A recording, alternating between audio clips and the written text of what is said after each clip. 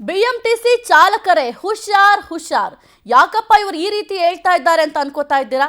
ಖಂಡಿತ ನೀವು ಈಗ ಹುಷಾರಾಗಿರಬೇಕು. ಯಾಕಂದ್ರೆ ಬಸ್ನಲ್ಲಿ ಮೊಬೈಲ್ ಬಳಕೆ ಮಾಡೋದು, ಪೇಪರ್ ಓದೋದು ಇದ್ಯಾವುದು ಕೂಡ ಮಾಡಂಗಿಲ್ಲ. ಬಿಎಂಟಿಸಿ ಚಾಲಕರೇ ಹುಷಾರ್ ಹುಷಾರ್. ಬಸ್ನಲ್ಲಿ ಮೊಬೈಲ್ ಬಳಕೆ ಮಾಡಂಗಿಲ್ಲ, ಪೇಪರ್ ಓದೋದಾಗಿರಬಹುದು, ರೀಲ್ಸ್ ಮಾಡಿದ್ರೆ ನಿಮ್ಮ ಕೆಲಸ ಹೋಗುತ್ತೆ. ಹುಷಾರಾಗಿರಿ. ಇತ್ತೀಚೆಗೆ ನಾವು ಗಮನಿಸ್ತಾ ಇದ್ದೀವಿ ಎಷ್ಟರ ಮಟ್ಟಿಗೆ ರೀಲ್ಸ್ ಮಾಡ್ತಾ ಇದ್ದಾರೆ ಅಂತ. ಇನ್ನು ಮುಂದಾದರೂ ಹುಷಾರಾಗಿರಿ, ಯಾಕಂದ್ರೆ ನಿಮ್ಮ ಕೆಲಸಕ್ಕೆ ಕೂತು ಬರುತ್ತೆ.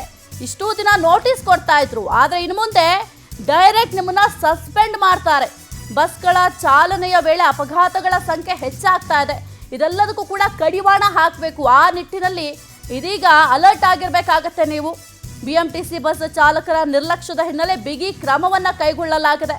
ಬಸ್ಗಳಲ್ಲಿ ಪ್ರಯಾಣ ಮಾಡೋಕ್ಕೂ ಜನರು ಈಗ ಹಿಂದೇಟನ್ನು ಹಾಕ್ತಾ ಇದ್ದಾರೆ. ಹೀಗಾಗಿ ಚಾಲಕರ ವಿರುದ್ಧ ಕ್ರಮ ಕೈಗೊಳ್ಳಲು ಚಿಂತನೆಯನ್ನ ನಡೆಸಲಾಗಿದೆ. ಕರ್ತವ್ಯದಲ್ಲಿ ನಿಷ್ಠೆಯಿಂದ ಇರಲು ಬಿಎಂಟಿಸಿ ಇದೀಗ ಸೂಚನೆಯನ್ನ ಕೊಟ್ಟಿದೆ. ಯಾಕಂತಂದ್ರೆ ಇತ್ತೀಚೆಗಂತೂ ನಾವು ಈ ಸೋಷಿಯಲ್ ಮೀಡಿಯಾದಲ್ಲಿ ನೋಡ್ತಾ ಇದ್ರೆ ಈ ಬಿಎಂಟಿಸಿ ಕಂಡಕ್ಟರ್ ಆಗಿರಬಹುದು, ಡ್ರೈವರ್ ಆಗಿರಬಹುದು, ಅತಿ ಹೆಚ್ಚಾಗಿ ರೀಲ್ಸ್ ಮಾಡ್ತಾ ಇದ್ದಾರೆ. ನೀವು ರೀಲ್ಸ್ ಮಾಡಿ, ತಪ್ಪು ಅಂತ ನಾವು ಹೇಳ್ತಾ ಇಲ್ಲ, ಆದರೆ ಕರ್ತವ್ಯದಲ್ಲಿದ್ದಾಗ ಕರ್ತವ್ಯದಲ್ಲಿ ಕೆಲವೊಂದಿಷ್ಟು ನಿಯಮಗಳಿರುತ್ತೆ. ಆ ನಿಯಮಗಳನ್ನು ಪಾಲನೆ ಮಾಡಬೇಕು. ಅದು ಬಿಟ್ಟು ಈ ರೀಲ್ಸ್ ಮಾಡ್ಕೊಂಡು ಕೂತ್ಕೊಳ್ಳೋದು ಅಥವಾ ಫೋನ್ ನೋಡಿಕೊಂಡು ಬಸ್ನಲ್ಲಿ ಹೋಗೋದು, ಆ ರೀತಿಯಾಗಿ ಮಾಡಿದ್ರೆ ಎಷ್ಟೊಂದು ಜನ ನಿಮ್ಮನ್ನು ನಂಬ್ಕೊಂಡು ಬಸ್ನಲ್ಲಿ ಕೂತಿರ್ತಾರೆ, ಅವರ ಪ್ರಾಣಕ್ಕೆ ಕೂತು ಬರುತ್ತೆ. ಹಾಗಾಗಿ ಇದೀಗ ಕರ್ತವ್ಯದಲ್ಲಿ ನಿಷ್ಠೆಯಿಂದ ಇರಲೇಬೇಕು ಅಂತ ಬಿಎಂಟಿಸಿ ಈಗ ಸೂಚನೆಯನ್ನು ಕೊಟ್ಟಿದೆ.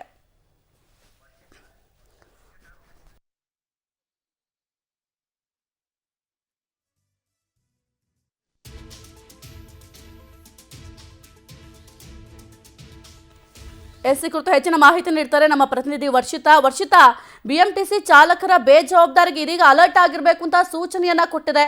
ಬಸ್ನಲ್ಲಿ ಮೊಬೈಲ್ ಯೂಸ್ ಮಾಡಂಗಿಲ್ಲ, ಪೇಪರ್ ಓದಂಗಿಲ್ಲ, ಮುಖ್ಯವಾಗಿ ರೀಲ್ಸ್ ಮಾಡಂಗಿಲ್ಲ ಅಂತ ಇದೀಗ ಎಚ್ಚರಿಕೆಯನ್ನ ಕೊಟ್ಟಿದ್ದಾರೆ. ಏನೆಲ್ಲ ಅಪ್ಡೇಟ್ಸ್ ಇದೆ ಈ ವಿಚಾರವಾಗಿ? ಸಾಹಿತ್ಯ, ಬೆಂಗಳೂರಿನ ಜೀವನಾಡಿ ಅಂತ ಅಂದ್ರೆ ಅದು ನಮ್ಮ ಬಿಎಂಟಿಸಿ. ಯಾಕಂದ್ರೆ ಬಿಎಂಟಿಸಿಯಲ್ಲಿ ಸಾಕಷ್ಟು ಪ್ರಯಾಣಿಕರು ಪ್ರಯಾಣವನ್ನ ಬೆಳೆಸ್ತಾರೆ. ಆದ್ರೆ ಇತ್ತೀಚೆಗೆ ಒಂದು ಟ್ರೆಂಡ್ ಆಗಿರುವಂತದ್ದು ಬಿಎಂಟಿಸಿ ಡ್ರೈವರ್ಗಳು ಜೊತೆಗೆ ಕಂಡಕ್ಟರ್ಗಳು ರೀಲ್ಸ್ನ ಮೊರೆಯನ್ನ ಹೋಗ್ತಾ ಇದ್ದಾರೆ.